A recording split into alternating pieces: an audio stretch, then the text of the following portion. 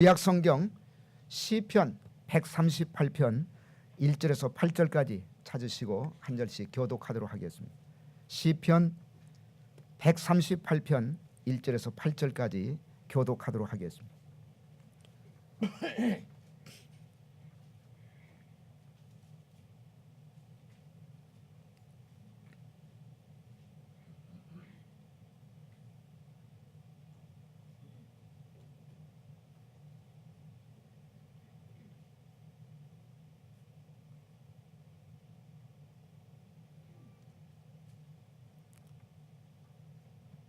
자, 1절에서부터 8절까지 한 절씩 교독하시겠습니다. 내가 전심으로 주께 감사하며 신들 앞에서 주께 찬양하리이다.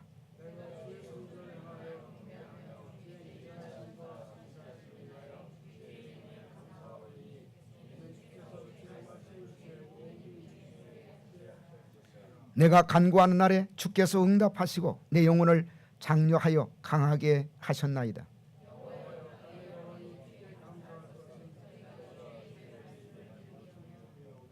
저희가 여호와의 도를 노래할 것은 여호와의 영광이 크심이니이다.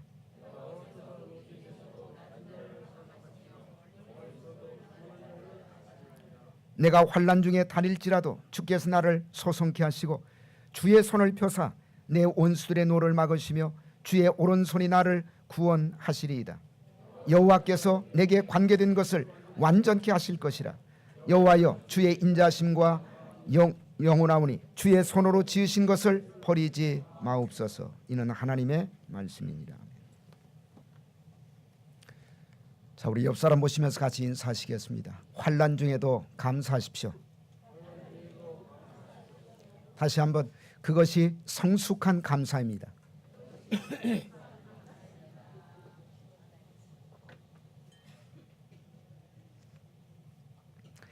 이 땅에 살아가고 있는 사람들은 누구나 환난이 없는 삶을 소망합니다.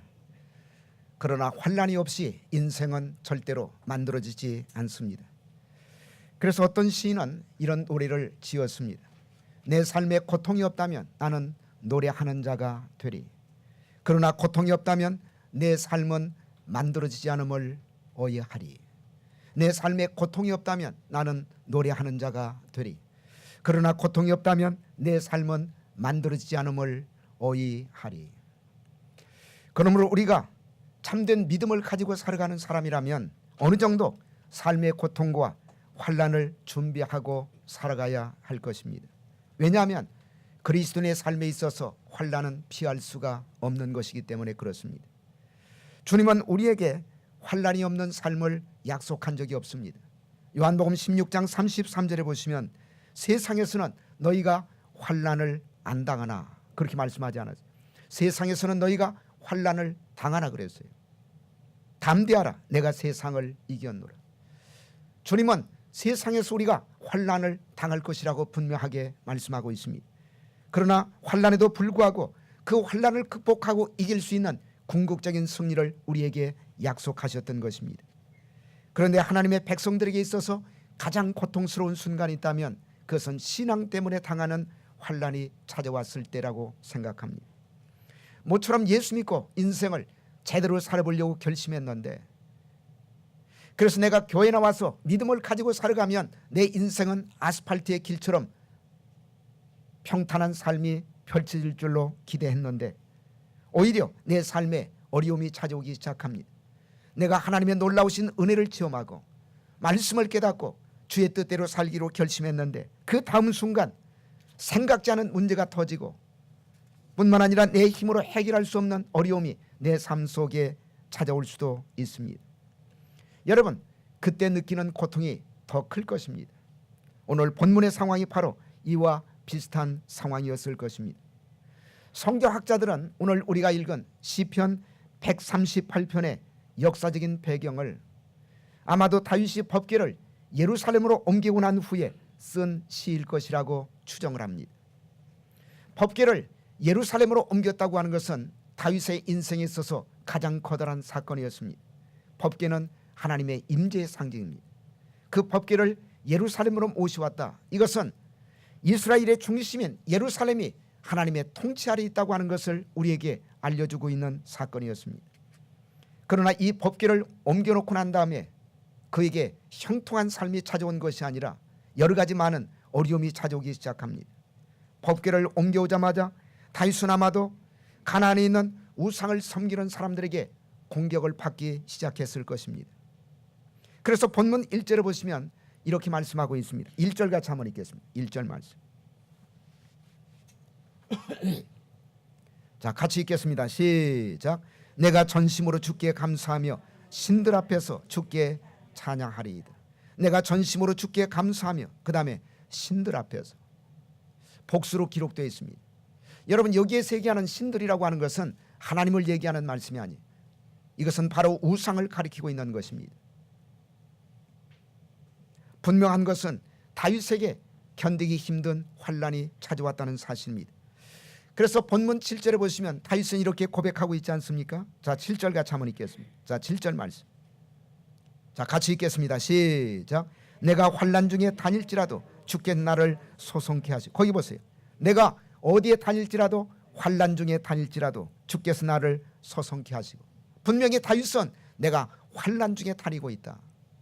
지금 다윗을 둘러싸고 있는 환경이 그에게 유리하게 돌아가는 것이 아니라 어렵고 힘들고 그리고 고통스럽게 돌아가고 있다는 사실을 우리에게 암시하고 있는 것입니다. 그러나 다윗이 환난 가운데 있었음에도 불구하고 오늘 우리가 읽었던 시편 138편에서 가장 많이 등장하고 있는 단어가 무슨 단어인지 아십니까? 감사라는 단어입니다. 감사라는 단어. 적어도 우리가 본문에 보시면 8절까지 기록되어 있습니다만은 3번씩이나 감사라는 단어를 반복해서 강조하고 있습니다. 자, 1절 같이 한번 읽겠습니다. 자, 1절 말씀. 자, 시작. 내가 전심으로 주께 뭐하며 감사하며. 그 다음에 2절 말씀. 자, 시작. 내가 주의 성전을 향하여 경배하며 주의 인자심과 성실하심을 인하여 주의 이름에 뭐하오니 감사하오니. 자, 4절 같이 한번 읽겠습니다. 자, 시작. 여호와여 땅의 여왕이 주께 뭐할 것은 감사할 것은. 다윗은 환난 중에 있어요. 어려움 가운데 있습니다. 그럼에도 불구하고 오늘 본문에서 가장 많이 등장하고 있는 단어가 어떤 단어라고요? 감사라는 단어입니다. 감사라는 단어. 무슨 얘기일까요? 다윗은 환난 중에 있었지만 그는 하나님 앞에 감사를 드리고 있었다는 사실입니다. 사랑하는 여러분, 참된 감사 그리고 성숙한 감사는 내 인생이 잘 굴러갈 때 하나님 앞에 드리는 감사일 뿐만 아니라 내 삶에 어려움이 찾아오고 환난이 찾아왔음에도 불구하고 그때에도 여전히 하나님 앞에 감사를 드릴 수 있는 사람, 그게 참된 감사예요. 그것이 바로 성숙한 감사인 것입니다. 오늘은 우리 교회가 맥주 감사주일로 지키는 날입니다. 그동안 우리 교회는 많은 환난과 고난이 있었습니다.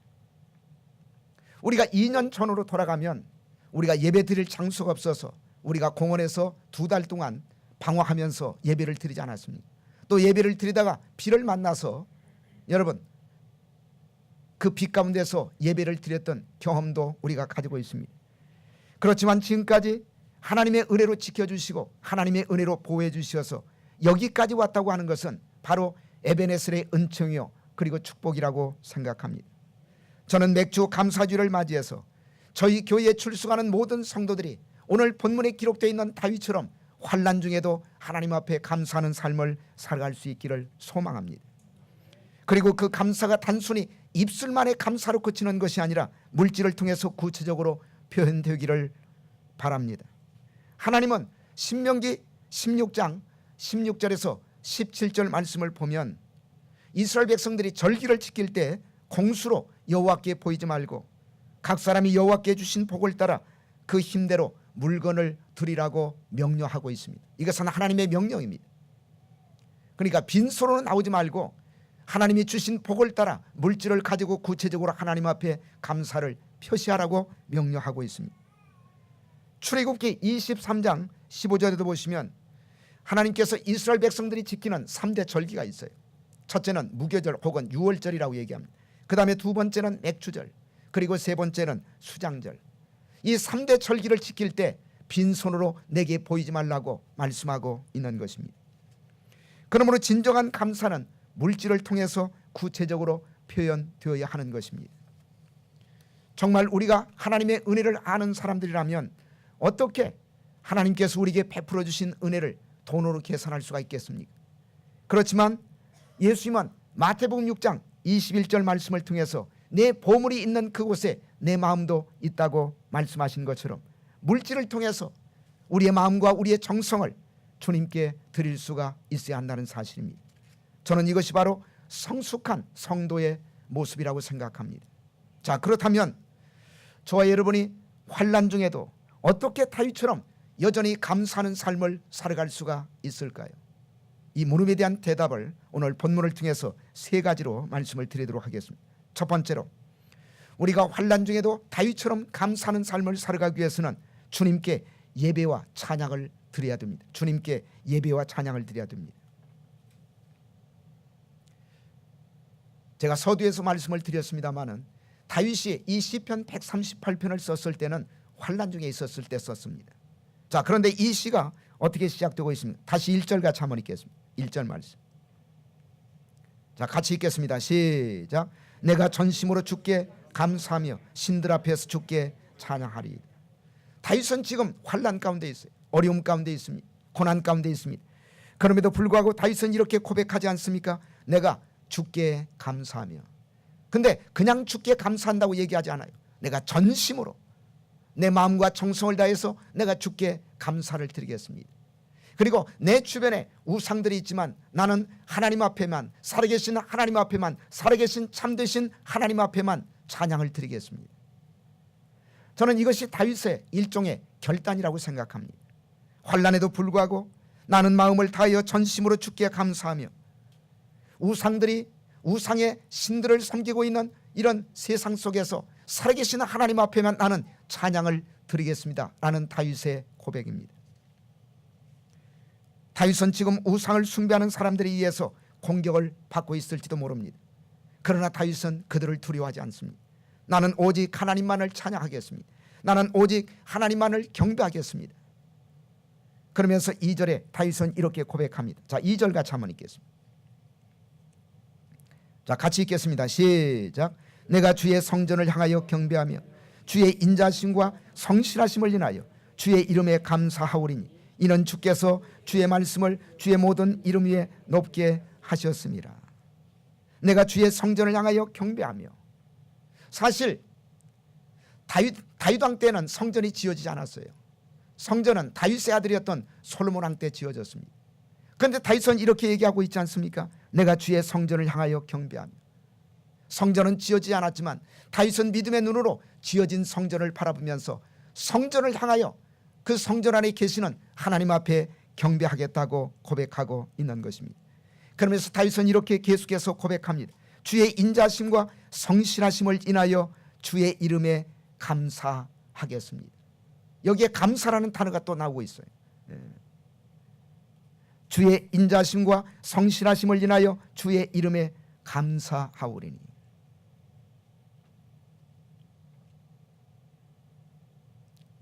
내가 주의 성전을 향하여 경배하며.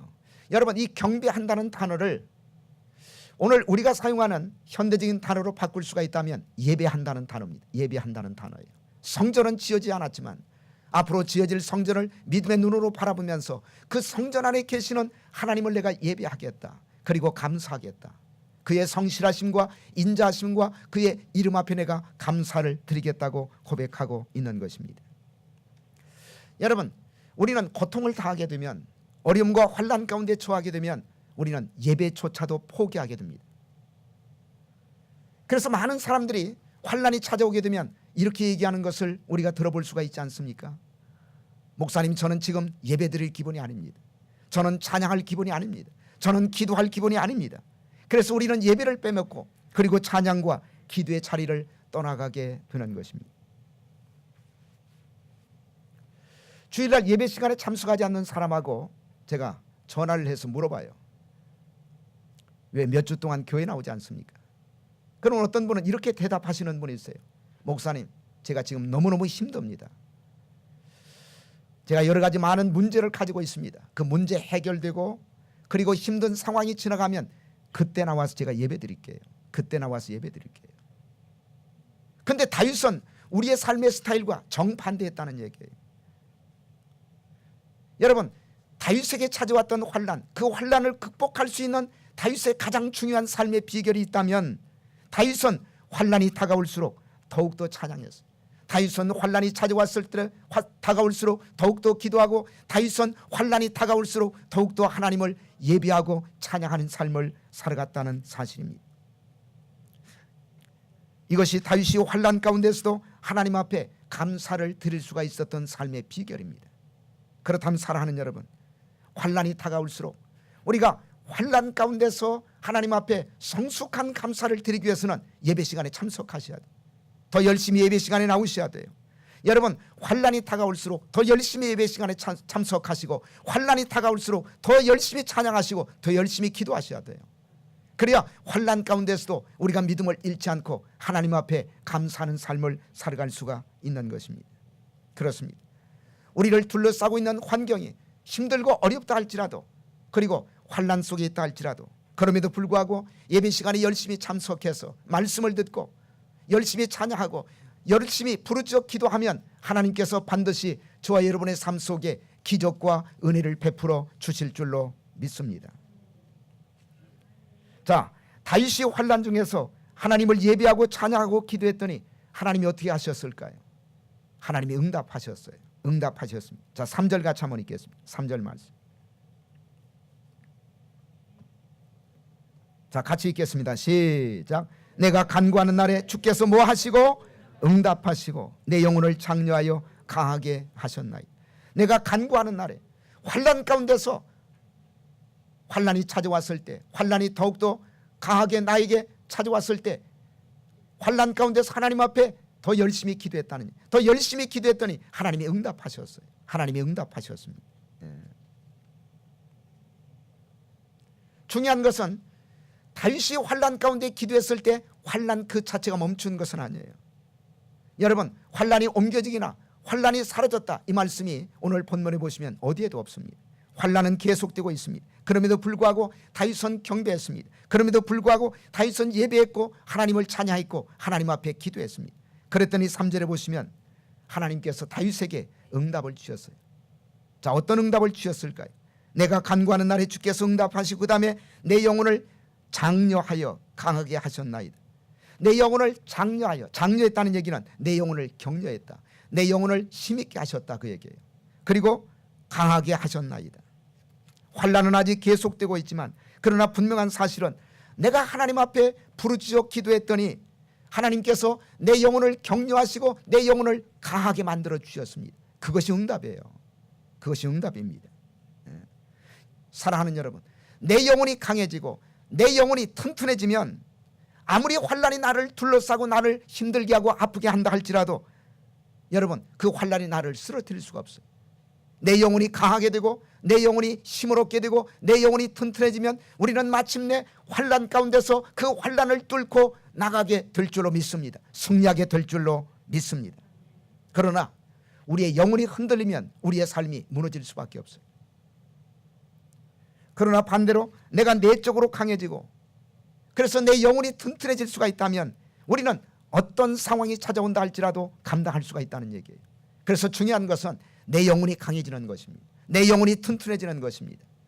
그런데 기도했더니 하나님께서, 환난은 계속되고 있지만 환난은 멈추지 않았지만 하나님이 어떻게 응답하셨다고요? 내 영혼을 격려하시고 내 영혼을 강하게 하셨어요. 그게 하나님의 응답이에요.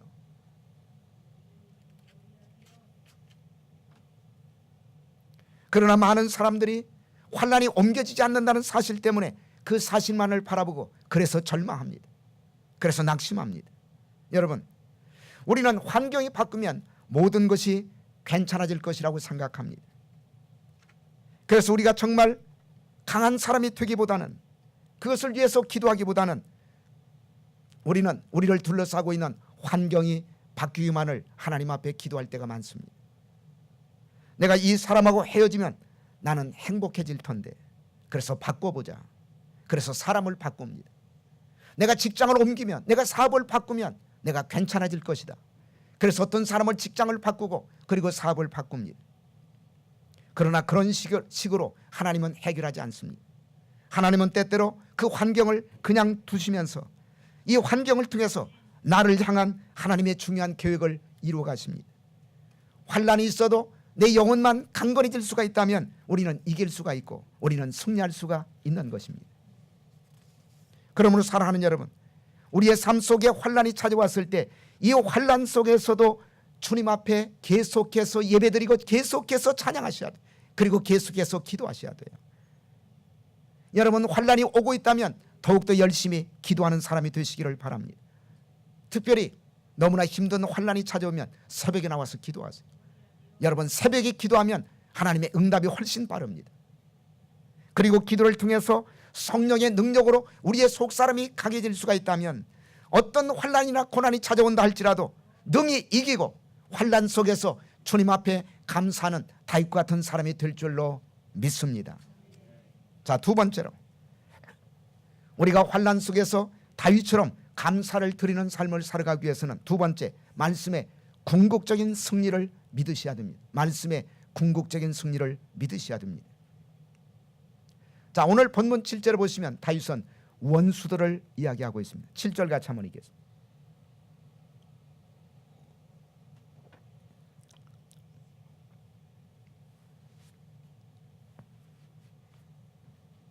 자, 7절 같이 한번 읽겠습니다. 자, 시작. 내가 환난 중에 다닐지라도 주께서 나를 소성케 하시고 주의 손을 펴사 내 원수들의 노를 막으시며 주의 오른손이 나를 구원하지. 거기 보세요. 내 원수들의 노를 막으시며. 그 얘기가 무슨 얘기입니까? 지금 다윗은 원수가 있다는 얘기예요. 지금 다윗은 원수들이 다윗을 공격하고 있다는 얘기. 그래서 다윗은 너무나 힘들고 고통 가운데 있다는 얘기입니다. 그런데 이 상황 속에서 다윗은 하나님의 말씀 앞으로 달려갑니다. 다윗은 하나님의 약속의 말씀을 읽으면서 그 말씀을 통해서 궁극적인 승리를 그는 믿었어요. 확신했습니다. 그러므로 다윗은 오늘 본문 7절에서 이렇게 고백하고 있지 않습니까? 다시 한번 읽겠습니다. 자, 7절 말씀. 자, 시작. 내가 환난 중에 다닐지라도 주께서 어떻게 하신다고요? 나를 소성케 하시고 주의 손을 펴사 내 원수의 노를 어떻게 하신다고요? 막으시며 주의 오른손이 나를 구원하시리이다. 여러분, 이것은 한마디로 얘기하면 환난 가운데 있지만 원수들이 자기를 공격하고 있지만 다윗은 승리를 확신한다는 얘기예요. 승리를 믿는다는 얘기입니다. 이렇게 하나님의 약속하신 승리를 확신했을 때 다윗은 아무것도 두렵지가 않았습니다.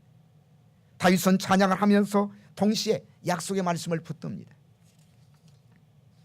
여러분, 찬양할 때 중요한 것은 멜로디만을 즐기셔서는 안 됩니다. 중요한 것은 찬양의 가사를 즐기셔야 돼요. 여러분, 찬양의 가사가 중요한 것입니다. 어떤 사람은 그냥 멜로디에 취해가지고 가사를 생각하지 못하고 그냥 멜로디만을 즐기는 사람이 있는데, 여러분, 우리가 찬양을 부를 때 가장 중요한 것은 멜로디가 아니라 그 찬양의 가사예요.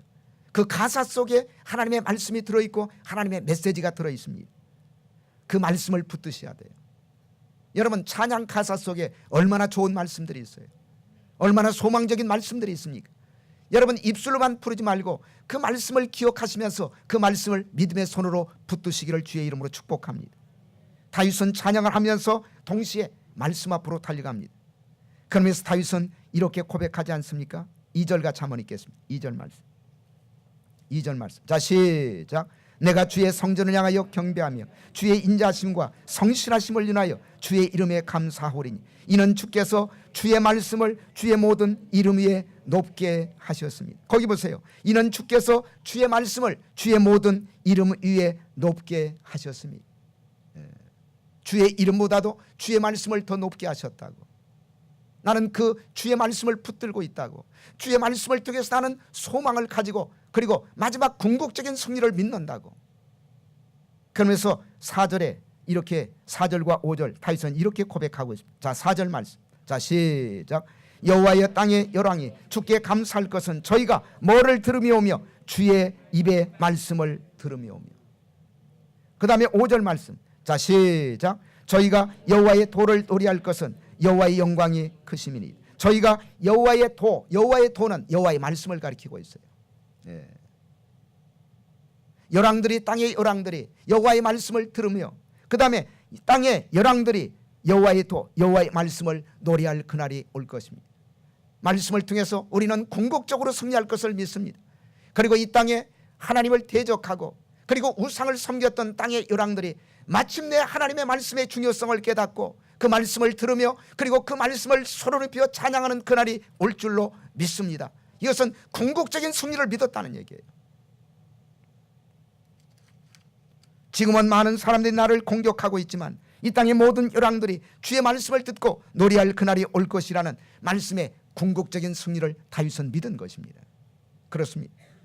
다윗은 지금 이 하나님의 말씀 앞에, 이 하나님의 구속사의 말씀 앞에 땅의 열왕들이 마침내 굴복하게 될 것이다. 지금은 대적하고 있지만, 지금은 그 말씀의 뜻을 알지 못하기 때문에 우상을 섬기고 있지만, 시간이 지나면, 역사의 종말이 찾아오면 그들은 마침내 이 말씀 앞에 굴복하게 될 것이다. 그리고 하나님의 영광을 찬양하는 그날이 마침내 오고야 말 것이다. 이 말씀의 궁극적인 승리를 다윗은 믿었어요. 그러니까 환난 가운데서 다윗은 하나님을 찬양하고 그리고 감사를 드리고 있는 것입니다. 제2차 세계대전 때 연합군이 마침내 노르망디, 프랑스의 노르망디에 상륙했습니다. 이 상륙작전이 성공으로 끝났을 때 연합군은 결정적인 승리를 확보했습니다. 우리는 그날을 가리켜서 D-Day라고 부릅니다. D-Day, 결정적인 날, Decision Day, 결정적인 날. 그러고도 연합군은 몇 차례 패배를 경험합니다. 왜냐하면 독일의 유명한 전차 군단의 장군이었던 롬멜 장군이 있었기 때문에 몇 차례 국지전에서 연합군은 패배를 경험합니다. 그래서 독일의 장성들이 롬멜 장군에게 승리를 보고했을 때 롬멜 장군은 전혀 웃지 않았다고 합니다. 그렇다면 왜 롬멜 장군이 승리했다는 소식을 듣고도 웃지 않았을까요? 그는 독일이 패배할 것을 이미 알고 있었기 때문입니다. 그래서 국지전에서 몇 차례 승리를 거뒀지만 그는 웃지 않았습니다. 그는 자기 마음속에 이미 독일의 패배를 알고 있었기 때문입니다. 그러나 여러분, 거꾸로 한번 생각해 보세요. 우리가 지금 조금 넘어지고, 우리가 지금은 조금 쓰러지고, 우리가 지금은 조금 패배한다 할지라도 궁극적으로 우리가 승리할 것을 믿을 수가 있다면 우리는 다시 일어날 수가 있는 것입니다. 환난 속에서도 찬양할 수가 있는 것입니다. 환난 속에서도 여호와의 이름을 높일 수가 있고, 여러분, 환난 속에서도 하나님 앞에 감사를 드릴 수가 있는 것입니다. 왜냐하면 우리는 궁극적인 승리, 최종적인 승리, 그것을 믿고 있는 사람들이기 때문에 그렇습니다. 우리는 이미 세상을 이기신 그리스도를 따르고 있는 사람들입니다. 여러분, 예수님은 어떤 분이실까요? 우리가 예수님을 여러 가지로 설명할 수가 있지만 예수님을 가장 쉽게 설명할 수 있는 방법이 하나 있습니다. 예수님은 바로 승리자입니다. 예수님은 어떤 분이라고요? 예수님은 승리자예요. 요한복음 16장 33절에 예수님이 그렇게 말씀하지 않았습니까? 너희가 세상에서는 환난을 당하나 담대하라. 내가 세상을 어떻게 했다고요? 이기었노라. 이기었노라. 승리자예요. 골로새 2장 15절에 보시면 예수님은 십자가로 승리하셨다고 말씀하고 있습니다. 예수님은 패배자가 아니에요. 예수님은 승리자입니다.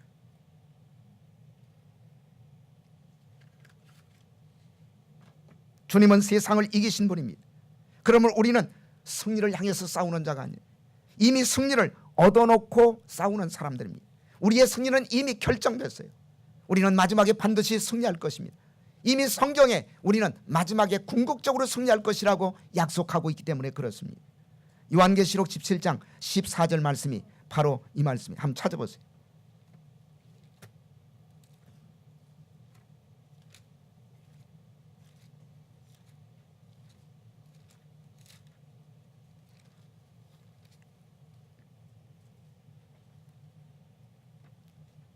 자, 요한계시록 17장 14절 말씀입니다.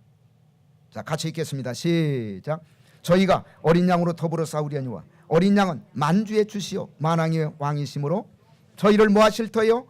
이기실 터요. 또 그와 함께 있는 자들 곧 부르심을 입고 빼내심을 얻고 진실한 자들은 이기리로다.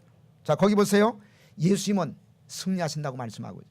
근데 예수님의 승리는 예수님의 개인적인 승리로 끝나잖아요. 예수를 믿고 따르는 성도들의 승리로 귀결될 것이라고 약속하고 있습니다. 그러니까 우리는 싸움의 결과를 모르고 싸우는 사람들이 아니에요. 이미 싸움의 결과는 나와 있어요.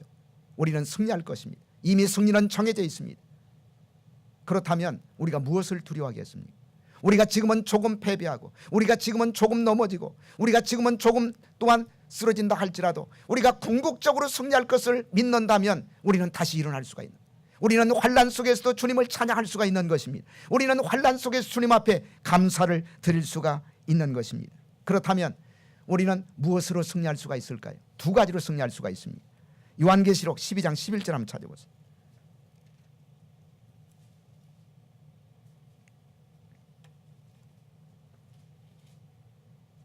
자, 요한계시록 12장 11절 말씀. 자, 같이 읽겠습니다. 시작. 또 여러 형제가 어린 양의 피와 자기의 증거하는 말을 인하여 저를 이기었으니 그들은 죽기까지 자기 생명을 아끼지 아니하였다. 또 여러 형제가, 성도를 가리키고 있습니다. 여러 형제가 두 가지를 통해서 영적인 싸움에서 최후의 승리를 얻을 수가 있었다. 첫째는 어린 양의 피입니다. 그 다음에 두 번째는 자기의 증거하는 말을 인하여 하나님의 말씀이에요. 하나님의 말씀. 여러분, 우리가 영적인 싸움에서 마지막 최후의 승리를 거둘 수 있는 두 가지 중요한 무기가 있어요. 첫째는 뭐라고요? 예수님의 보혈입니다. 보혈. 마귀는 예수님의 보혈을 보면 무조건 도망치게 되어 있어요. 그 다음에 두 번째는 하나님의 말씀이에요. 하나님의 말씀은 예리한 칼입니다. 그러므로 마귀를 쓰러뜨릴 수 있는 결정적인 무기가 뭐냐? 말씀의 말씀. 그러므로 말씀을 붙들고 있는 사람은 궁극적으로 승리할 것을 믿으시기를 주의 이름으로 축복합니다. 그렇기 때문에 우리가 말씀을 붙들고 그리고 말씀을 통해서 궁극적으로 승리할 것을 믿는다면, 확신한다면 우리가 환난 가운데서도 주님 앞에 감사를 드릴 수가 있죠. 이 말씀의 궁극적인 승리를 믿으시고 어떤 환난이 찾아온다 할지라도 우리는 마지막에 승리할 것이다. 최후의 승리는 우리의 것이다. 이 믿음을 가지고 환난 속에서도 주님 앞에 감사할 수 있는 저와 여러분 될 수 있기를 주의 이름으로 축복합니다. 자, 환난 중에 다윗처럼 감사하는 삶을 살아가기 위해서는 첫째 뭐라고 그랬어요? 하나님 앞에 예배하고 찬양하셔야 돼요. 그 다음에 두 번째로 말씀의 궁극적인 승리를 믿으셔야 돼요. 그리고 세 번째로 우리를 온전케 하실 하나님의 능력을 믿으셔야 됩니다. 우리를 온전케 하실 하나님의 능력을 믿으셔야 됩니다. 자, 본문 8절 같이 한번 읽겠습니다. 자, 시편 138편 맨 마지막 절 8절. 자, 같이 읽겠습니다. 시작. 여호와께서 내게 관계된 것을 완전케 하실지라. 거기 보세요. 여호와께서 내게 관계된 것을 뭐 하게 하실지라? 완전케 하실 것이라. 완전케 하실 것이라. 그러면서 다윗은 이렇게 고백합니다. 여호와의 주의 인자심이 영원하오니 주의 손으로 지으신 것을 버리지 마옵소서. 무슨 얘기입니까? 하나님이 다윗에게 시작하신 일을 마침내 하나님께서 완성시키실 것이다. 다윗은 그것을 믿었어요.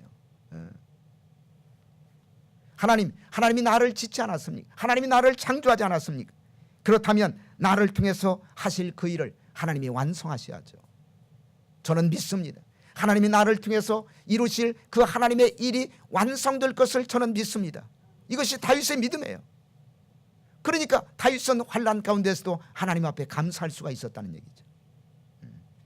다시 말씀을 드리면 하나님께서 지으신 나, 하나님의 작품인 나를 통해서 하나님이 계획하신 하나님의 구속 경륜을 이루실 것을 믿습니다.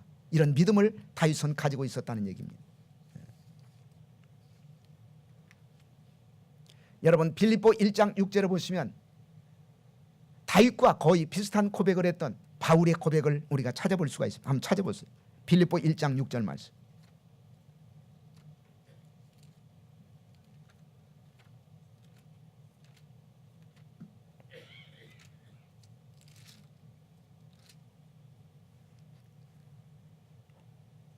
자, 같이 읽겠습니다. 빌립보 1장 6절 말씀. 자, 시작.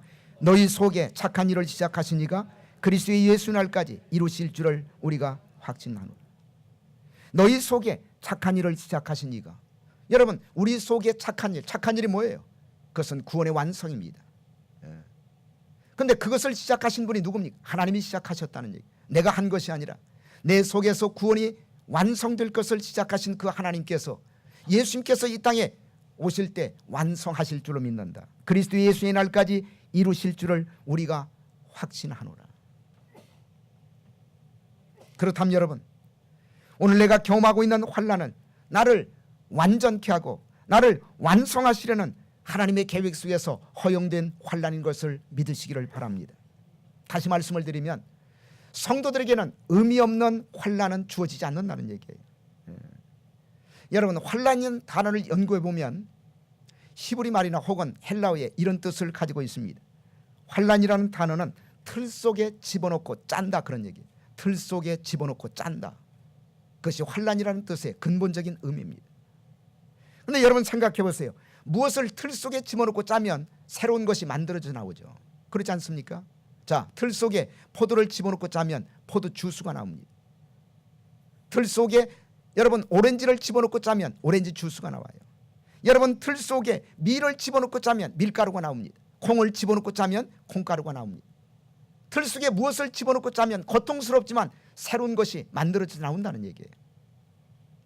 하나님이 저와 여러분을 환란의 틀 속에 집어넣고 짜면 마침내 저와 여러분은 인격의 모든 불순물과 찌꺼기가 빠지고 여러분 정금처럼 되어서 나올 줄로 믿습니다.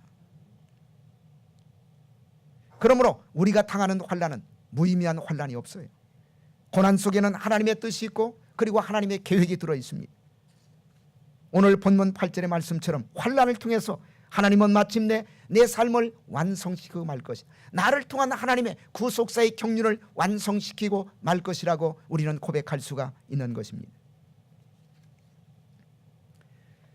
샌프란시스코의 미식 축구팀의 쿼터백으로 유명했던 한 선수가 있었습니다. 그 선수의 이름은 스티브 영이라는 선수입니다. 한 스포츠 잡지에서 그를 소개하기를 그는 미국에서 축구공을 안고 가장 잘 뛸 수 있는 선수라고 극찬을 했습니다. 그런데 얼마 후에 다른 잡지에서 스티브 영에 관한 기사가 나왔는데 이런 내용이 매스컴에 실렸습니다. 미식 축구 선수 가운데 제일 많이 넘어지는 선수다. 자, 한쪽에서는 그는 미국에서 축구공을 안고 가장 잘 뛸 수 있는 선수다 이렇게 극찬을 했는데 한쪽에서는 그는 미식 축구 선수 가운데 제일 많이 넘어지는 선수다. 워낙 잘 뛰니까 여러분 사람들이 집중적으로 태클을 걸 거 아닙니까? 그러니까 잘 넘어질 수밖에 없죠. 여러분 잘 뛰는 사람은 잘 넘어지는 사람이에요. 그는 언론과의 인터뷰를 하면서 이런 질문을 받았습니다. 다른 선수들이 당신이 뛰지 못하도록 집중적으로 태클을 하는데 그때 소감이 어떤 느낌을 받았습니까? 그때 소감이 어땠습니까? 그때 그는 이런 대답을 했습니다. 나는 넘어질 때마다 강해집니다. 나는 넘어질 때마다 강해집니다. 그렇습니다. 여러분 스티브 영처럼 우리가 목표를 향해서 갈 때 우리는 넘어질 수 있어요. 우리는 쓰러질 수가 있습니다. 그러나 스티브 영이 고백했던 것처럼 넘어질 때마다 나는 강해집니다. 이렇게 고백했던 것처럼 우리가 주님께서 우리에게 맡기신 그 사명을 안고 목표를 향해서 뛰어갈 때 우리가 넘어질 수가 있어요. 우리가 쓰러질 수가 있습니다. 그러나 우리는 넘어질 때마다 우리는 더 강해질 것입니다. 우리는 더욱더 담대한 자가 될 줄로 믿습니다. 여러분 사람마다 경험하는 환란의 종류는 다 달라요. 그러나 하나님을 사랑하는 사람들에게는 어떤 고통도 무의미한 것이 없습니다. 사도 바울의 인생의 철학이 담긴 위대한 말씀이 로마서 8장 28절 말씀이라고 생각합니다. 자, 같이 한번 읽겠습니다. 로마서 8장 28절 말씀.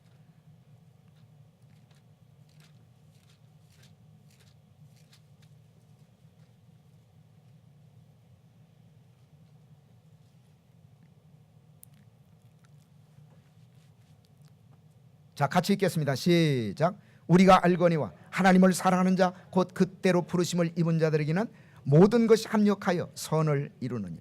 우리가 알거니와 하나님을 사랑하는 자 곧 그 뜻대로 부르심을 입은 자들에게는 그들이 누굽니까? 예수 믿고 구원받은 성도들을 가리키고 있는 성도들은 모든 것이 합력하여 여러분 이 모든 것 속에는 우리의 실패도 들어있어요. 우리의 넘어짐도 들어있습니다. 우리의 패배도 들어있습니다. 우리의 슬픔도 들어있고 우리의 환난도 들어있어요. 그러나 그 모든 것이 합력하여 결과적으로는 선을 이룬다. 결과적으로는 우리를 완성시킨다 그 얘기예요. 하나님은 이런 환난을 통해서 우리를 만들어 가신다는 말씀입니다. 그리고 이런 훈련을 받은 사람들에게 있어서 환난은 오히려 우리를 더욱 강한 자가 되게 만드는 것입니다. 사랑하는 여러분, 그렇다면 환난이 찾아올 때마다 그리고 고통이 찾아올 때마다 낙심과 절망 가운데 주저앉지 마시고 주님을 바라보고 다시 일어나 주님을 예비하고 더 열심히 찬양하고 기도함으로 감사하는 자가 되어 구속사의 말씀을 열방에 전하며 남은 생에 감사가 충만한 인생을 기쁨으로 살아가시기를 주의 이름으로 축복합니다. 기도하시겠습니다.